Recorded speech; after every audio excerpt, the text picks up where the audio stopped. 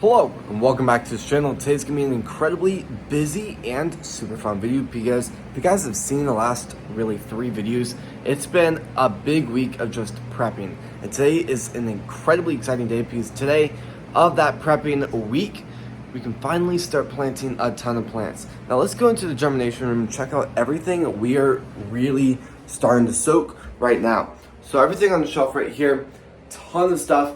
I didn't talk about this on the video yesterday, but last night, right before I went to bed, we ended up getting our strawberries in the mail. So all the strawberries are under these, so check that out. Completely full of 175 strawberry bare roots. So that's incredibly exciting. If you guys happen to miss yesterday's video, I'm going to do a recap in a second. But before we do go and start today's video, please subscribe, hit the notification on all so you're not missing our video, and please like this video. Let's go and start today's video. So going through the room, there's a lot of stuff growing, but there's definitely a few things that really need some work. Number one, the aquaponics. Now, I'm going to talk about that in a second because there's a lot of stuff that's going on behind the scenes with the aquaponics. Another thing is I want the entire zone 3 to be under strawberry production, and same with the back 2 shelves of zone 2. So I need a lot more strawberries, which that's where the 175 plants will go. Then I'm also germinating more basil. And then for microgreens, looks like it didn't add enough water into this last night, but I mean that's still fine. I'm germinating and soaking a ton of cilantro seeds, and I'm doing the same with the sunflower seeds. Now it looks like the top of these might be very, very dry actually. So I guess I might just probably fill this up, let it soak for like 2-3 hours because that would be the best in this situation. And then I'm going to be trying to grow cilantro many different ways.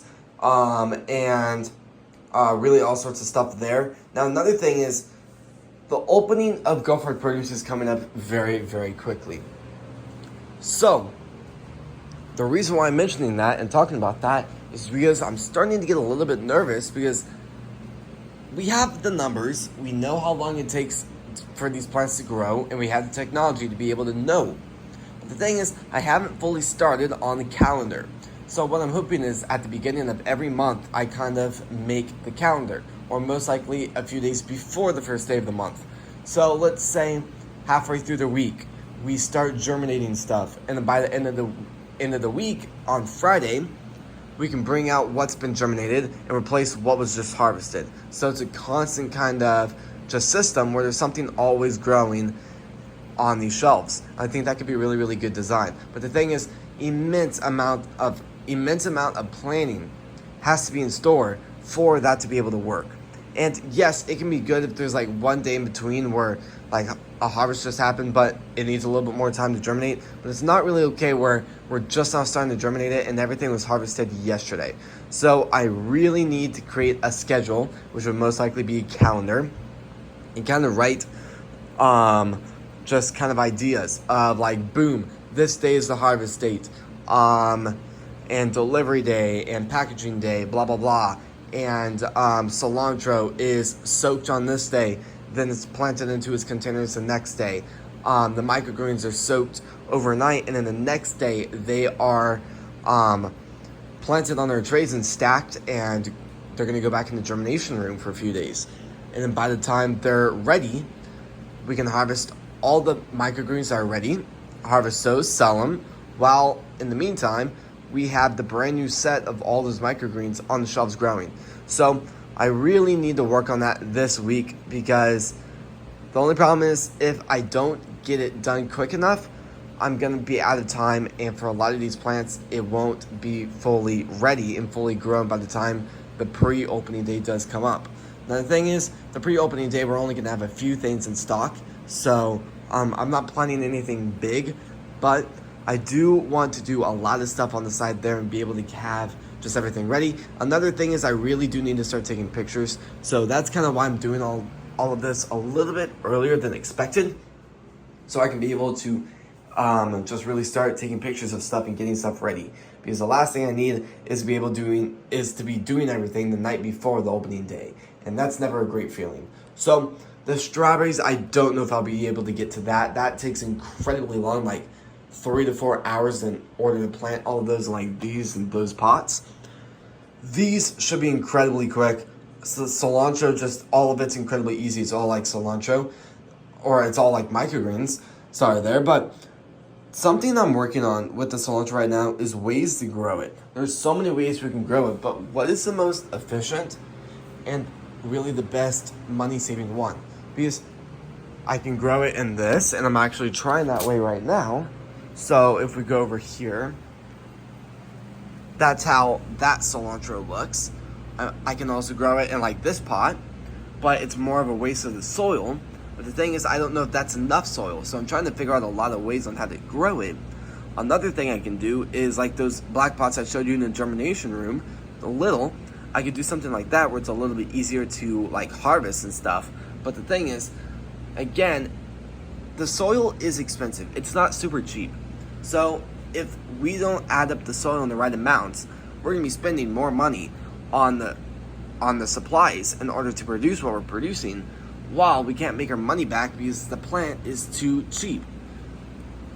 And that's another thing. Like, cilantro is incredibly cheap at the store, and our customers aren't gonna buy it if they can buy it even cheaper from the supermarket and get possibly even more for their money. But the thing is, a thing that really makes our stuff stand out than the grocery store is everything at the grocery store is coming from all over the US or just wherever you guys are in the world. So what gets complicated is most of those items are coming 200, 300 miles away. So by the time they arrive at the store and the distribution center and just days of shipments, they've lost a lot of their flavor. But the thing is, with the cilantro, we can harvest it, sell it, and then the next day, within 24 hours of you ordering it and the harvest, it's sitting on your front porch. So, or you guys just picked it up. So I'm thinking there's a lot of stuff that can go on behind the scenes, but something I really just need to do today is be incredibly locked in, extremely efficient, and trying to get stuff done as fast as possible. Now again, I'm gonna have to soak that cilantro because just what I've noticed is soaking your seeds before you actually do put them in the germination phase, the germination rate will be way quicker and a lot more simple and just a lot more efficient. So I guess I'm just probably gonna turn on the time lapse and try and get as much done on the table as possible. This will take a super long time, and I might give you guys updates here and there as I take some breaks, because obviously it is super, super tiring when you're planting hundreds and hundreds of thousands of seeds in the course of one night. So I think for now, I'm going to go ahead and turn on some music, turn on the time lapse, and we'll see how much we can get done.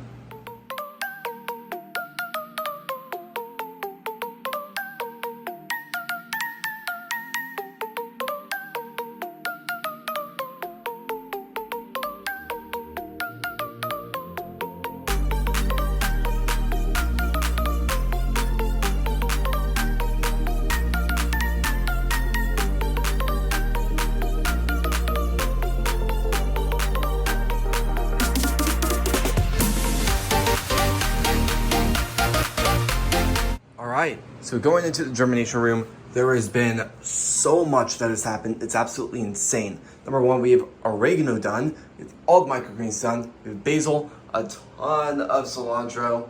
I really just need to clean this off and really just get everything ready more. We have more cilantro. I'm growing cilantro 3 different ways, in these cups, and these giant pots, and in those 2 trays, and hopefully I'll be able to get a lot of good readings off of that. I'm also growing basil, same way I'm growing oregano. And then, check this out. These are absolutely filled up with strawberries, and there's 3 giant trays of those, so that's incredibly exciting. But, I mean, it doesn't look like a ton once I can fully explain it, but, I mean, there's a lot of stuff. I'm also germinating peppermint. This will take a super long time, but it'll be something extremely exciting to have in a room. I really, just working with those seeds, I would be incredibly surprised if I was able to fill up an entire shelf of peppermint. So I'm thinking I'm most likely just going to do, out of the 4 shelving rows, I'm just going to do 2 designated for peppermint, and then the bottom 2 will be designated towards, I guess, whatever really has a big demand in the room and just needs more space to grow even more of it. So I'm also a little bit worried about like the germination shelf, because strawberries aren't really gonna fit on all of this, because I mean it's gonna be just a ton of strawberry trays, I guess. So I'm thinking out of these shelves, I'm just gonna absolutely fill up the bottom shelves with just a ton of strawberries and turn on the system. I'm also getting a little bit nervous about what's gonna happen when I do turn on the entire system, and seeing if the EcoFlow can take all this energy to power.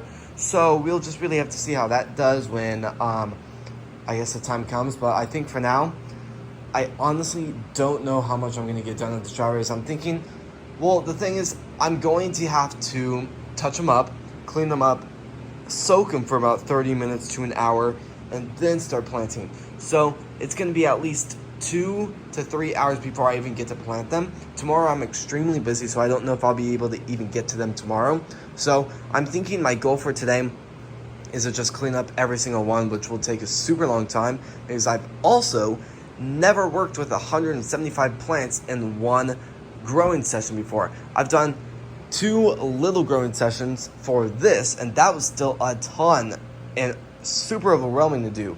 But now I'm getting ready to do both of those in just one growing session. So this will be very interesting to go through, but I guess I'm just going to go ahead and turn on the time lapse, see if I can get some extra help, and I'll really go on from there.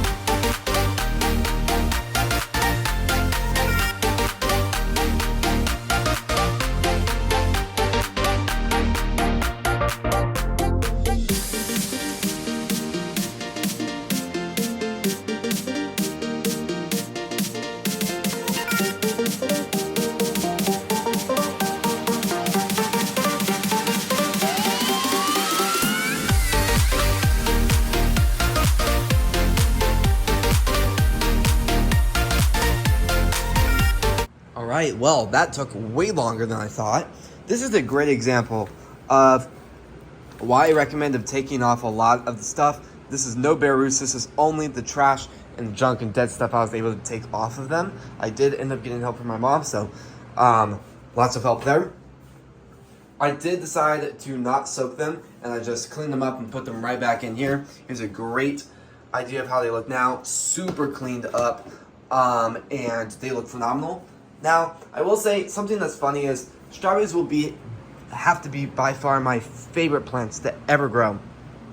But I will say they are by far the #1 plant I hate to prep the most. I mean, they're fun, but after you do it 300 times, and it's just kind of gets annoying over time. So I mean, it's fun, but extremely time consuming. And I mean, just think of this. I mean, that was only prepping the plants, getting ready for them to be soaked. I mean, just planting them by themselves takes forever, and it takes a super, super long time. But once that's done, it is easy. It does take quite some time to be able to plant them in these, but I mean, by then the root structure is already developed. These are much easier. So I will say, before I do end the video, I do want to end it off with one thing, and I will say, keep this in mind. If you guys are going to work with strawberries, they are maintenance-heavy plants. By far, everything in the room combined, strawberries will be the #1 maintenance plant in the room. They require maintenance daily. I go up and down these aisles every single day, take off a lot of flowers, take off a lot of maybe trying to send out a runner, make another plant, or take out dead leaves. I mean, like, here's a great example. This one's trying to send out a runner, so I'll just kind of use my fingernail, clip it off. They are really young plants, so they easily come off. But, I mean, that's not what we want. A lot of farmers do take advantage of strawberries for when they send out runners. I don't, because #1, the system isn't built for something like that. Also, the reason why I take off the flowers is because the plants are too young to be able to produce flowers, and it'll just kind of hurt the plant, or if not, kill it out if it does start producing strawberries when it's not ready to be able to accommodate for something like that. Because all the energy that's going to the root structure and going to the leaves right now, once it does start producing strawberries, all that energy going to the root structure and leaves completely goes to the strawberry, and if it's not ready, it'll kind of just stress out the structure, the leaves, and the root structure too much, and it'll just kind of kill it off. So just keep that in mind. The #1 thing is, don't stress out your strawberry plants. if you do, you will regret it drastically. I've made the same mistake and I've really regretted it. So just keep that in mind. I've grown strawberries outside for a very long time, and it's you'd be very surprised with with how drastic the strawberries are going to be if you wait for the plant to be ready to be able to do that. And I mean, for the most part, today's video was incredibly productive. I got way more done than I honestly thought I was going to do. Tomorrow, I don't know how much I'm going to be able to get done. Ideally, the thing that's number one on my list now is to be able to do the aquaponics system and just do maintenance on it. I will have to get the germination shelf ready and kind of prep it a little bit more.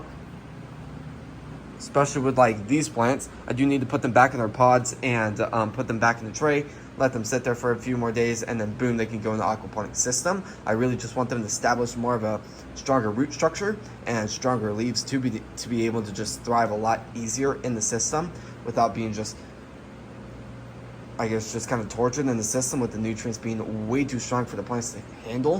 It kind of just burns out the plant. And I mean, there's a lot of stuff happening in the room. Very, very excited about all of this. It is going to be very, very stressful. Really coming up to the exact date of the opening of the pre-date opening of Go For Produce. I'm still working out a lot of details with like delivery, pickup, all sorts of stuff. So there's a lot of stuff going on behind the scenes. So if you guys do feel like sometimes my videos are rushed or I didn't put as much work into it, it is only because, number one, my goal is to get as many videos out for you guys as possible. Ideally, a new video out daily. Now, sometimes I can't get there, but when my videos do feel like I'm just doing constant informational plant tours, it means I'm doing a lot of like computer work, doing a lot of behind the scenes, and really making sure the business is ready behind the scenes wise for the customers to be able to just really love the business. Because I will say, filming constantly is extremely time consuming. And sometimes when I do film very, very long time, like an hour-long video, it takes out a lot of time. I could be in here working on the plants and making sure stuff is ready for like packaging, delivery, and just getting some incredibly high-quality produce to the customer. So just keep that in mind. I've had some people ask questions about why my videos have been rushed a little bit lately. Yeah, there's definitely a lot of computer work to do behind the scenes too. So just kind of keep that in mind. And as always, if you guys do have any questions, I would love to answer those questions down in the comments below. I've had a lot of you guys ask some really good questions lately, and had some really, really good conversations with you guys. So thank you guys so much for asking your questions. And as always, sadly, this is going to be the end of the video. So, if you guys like these types of videos, please subscribe, hit the notification on all so you not miss our video, and please like this video. Thank you all so incredibly much for watching today's video, and I'll see you guys when we post next. Peace.